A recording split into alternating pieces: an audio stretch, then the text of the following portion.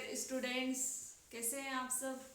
उम्मीद है आप सभी अच्छे होंगे और पढ़ाई कर रहे होंगे। स्वागत है आप सभी का आपके अपने YouTube channel study and learning with Tara Dhakad में। तो आज हम पढ़ेंगे एंडोप्लाज्मिक रेटिकुलम।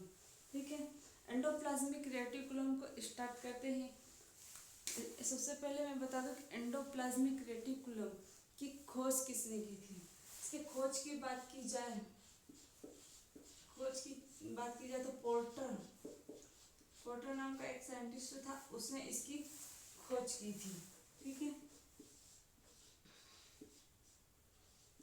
पोर्टर नाम के साइंटिस्ट है।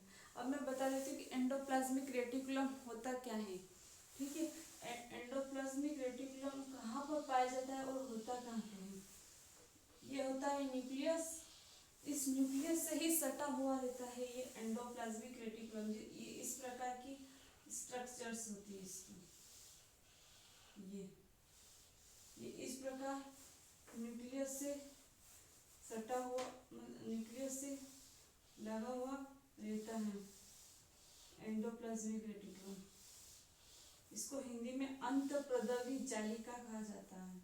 ठीक है, तो ये केंद्रक के पास, यह केंद्रक झिल्ली यानी न्यूक्लियर मेम्ब्रेन और सेल मेम्ब्रेन, इन दोनों के बीच में होता है। ठीक है, सेल मेम्ब्रेन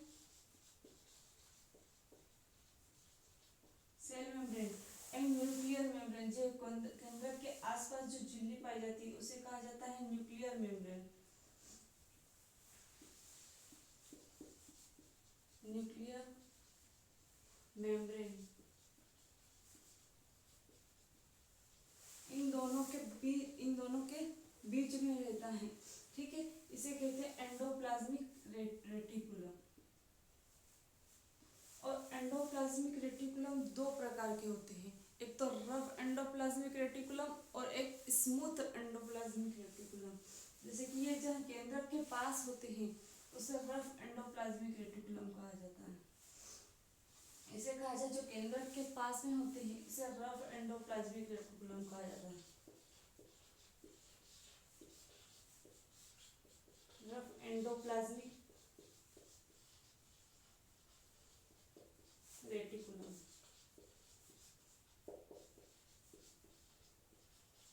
और इस जो केंद्रक से थोड़े दूर रहते हैं, मतलब सेल मेम्ब्रेन के पास में रहते हैं, उसे कहा जाता है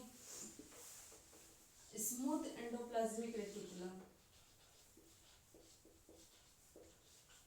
एंडोप्लाज्मिक रेटिकुलम तो दो प्रकार के होते हैं। ठीक, जो रफ एंडोप्लाज्मिक रेटिकुलम है उसके ऊपर राइबोसोम्स पाए जाते हैं। ये इस टाइप से राइबोसोम्स पाए जाते हैं।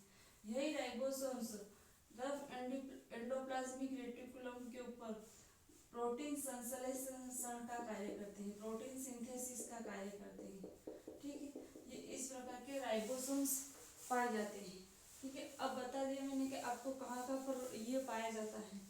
ठीक, यह सेल मेम्ब्रेन, न्यूक्लियर मेम्ब्रेन और सेल मेम्ब्रेन इन दोनों के बीच में केंद्रक से सटा हुआ जो जाल के रूप में पाया जाता है इसे ही कहते हैं एंडोप्लाज्मिक रेटिकुलम। ठीक है, एंडोप्लाज्मिक रेटिकुलम की दो प्रकार की बात की जाए तो एक होता है रफ एंडोप्लाज्मिक रेटिकुलम और एक होता है स्मूथ एंडोप्लाज्मिक रेटिकुलम। इसके रफ एंडोप्लाज्मिक रेटिकुलम के ऊपर राइबोसोम्स पाए जाते हैं। ठीक है, राइबोसोम्स पाए जाने के कारण यह राइबोसोम्स का क्या कार्य करते हैं, प्रोटीन संश्लेषण का कार्य करते हैं। और स्मूथ एंडोप्लाज्मिक रेटिकुलम यह लिपिड को संश्लेषण का कार्य करते हैं। ठीक है, ये मैंने पूरा स्ट्रक्चर के थ्रू बता दिया। अब थ्योरी में लिख के थ्योरी बता देती हूँ। ठीक है, थ्योरी में बात की जाए तो सबसे पहले कि ये कहाँ पर पाए जाते हैं एंडोप्लाज्मिक रेटिकुलम, तो यह न्यूक्लियर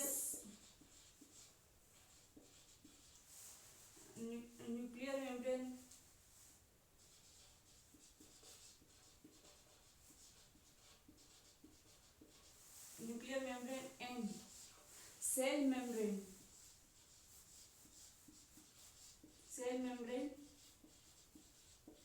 के बीच में पाए जाते हैं।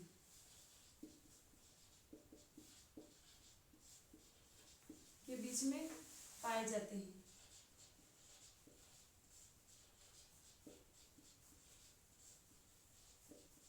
अब दूसरी बात की जाए तो एंडोप्लाज्मिक रेटिकुलम। एंडोप्लाज्मिक रेटिकुलम कितने प्रकार के होते हैं? एंडोप्लाज्मिक रेटिकुलम 2 प्रकार के होते हैं, ठीक है। तो ये 2 प्रकार के होते हैं। टाइप्स ऑफ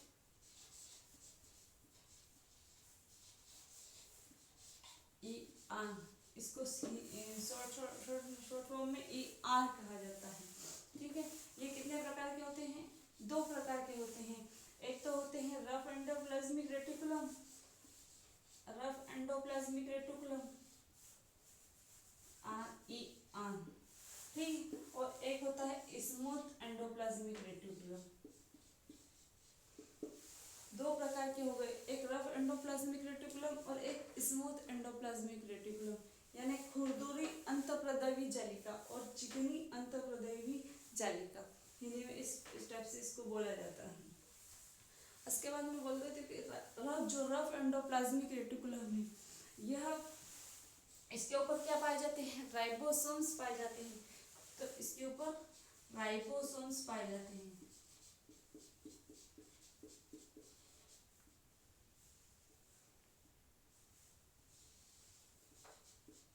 राइबोसोम पाए जाते हैं इसके ऊपर। स्मूथ एंडोप्लाज्मिक रेटिकुलम के ऊपर राइबोसोम्स नहीं पाए जाते हैं। और इसके बाद में रफ एंडोप्लाज्मिक रेटिकुलम के ऊपर राइबोसोम्स पाए जाने के कारण इसका कार्य होता है प्रोटीन को सिंथेसिस करना, प्रोटीन सिंथेसिस का कार्य, ठीक है। इसके कार्य की बात की जाए तो इसमें प्रोटीन सिंथेसिस का कार्य करता है।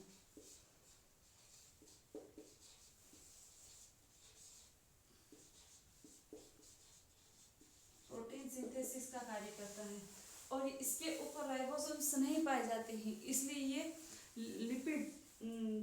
लिपिड को सिंथेसिस का कार्य करता है।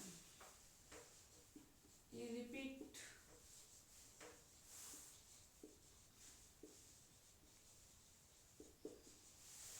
सिंथेसिस का कार्य करता है, ठीक है।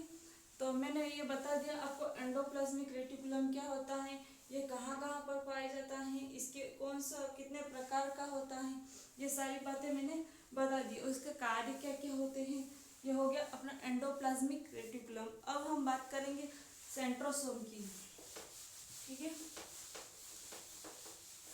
सेंट्रोसोम क्या होता है? वो छोटा सा है, सेंट्रोसोम में ज़्यादा कुछ पढ़ना नहीं है, इसलिए इसके साथ साथ में ही मैं आपको बता देती हूँ। ये सेंट्रोसोम,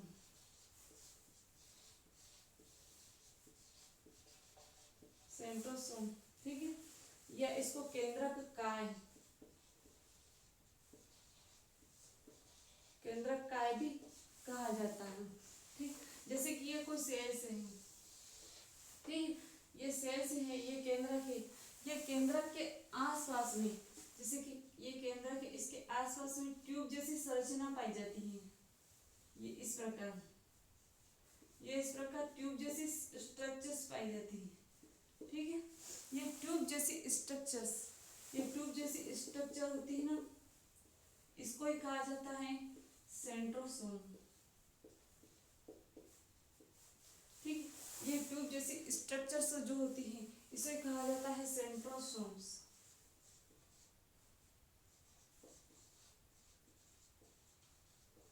ठीक है। इसको कहा जाता है सेंट्रोसोम। और सेंट्रोसोम की खोज की बात की जाए, इसकी खोज की थी रूबिन नाम के साइंटिस्ट ने, सॉरी बोवेरी नाम के साइंटिस्ट ने।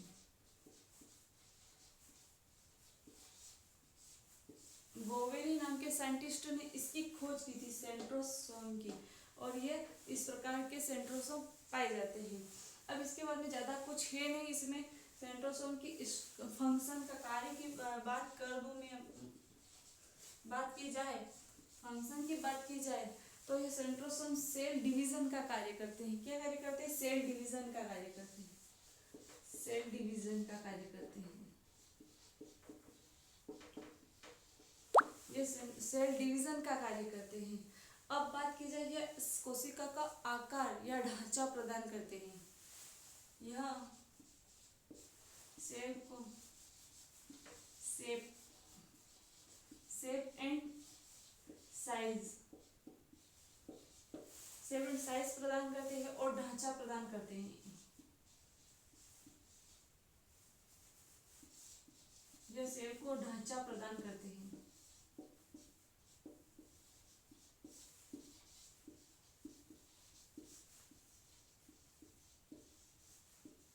ठीक है, ये इतना सा छोटा सा है सेंट्रोसोम, इसमें ज़्यादा कुछ है नहीं। इसके कार्य और ये जो इम्पोर्टेंट था वो मैंने आपको बता दिया। ठीक है स्टूडेंट्स, कैसे लगी आपको क्लास? लाइक करना, शेयर करना, सब्सक्राइब करना।